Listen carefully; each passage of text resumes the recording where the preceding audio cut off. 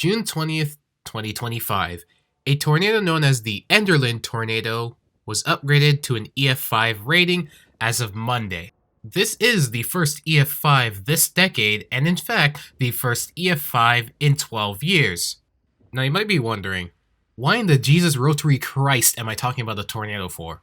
Well, because this EF5, which has not been seen in over a decade, derailed a train. Sorry, that was supposed to be a joke. Forget that.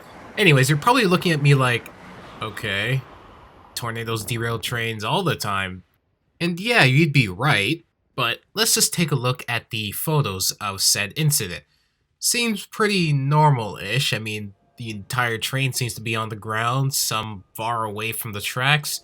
But looking at this image, you might notice something. There's a tanker quite far from the tracks with no trace of it being dragged.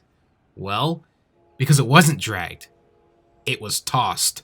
This empty tanker car was tossed about 475.7 feet, or 145 meters for anyone that lives, outside of the US. The maximum wind speed of this tornado was well over 210 miles per hour. The tornado lasted 19 minutes and went on for just a little over 12 miles. The maximum width of this tornado was just over a mile, and unfortunately there are 3 deaths from this tornado.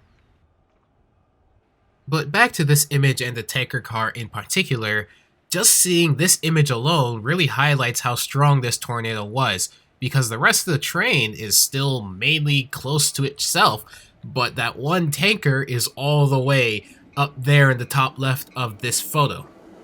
And you also gotta realize, this tanker car was coupled to the rest of the train at one point, meaning that this tornado literally ripped it away from the rest of the train and then flung it that distance.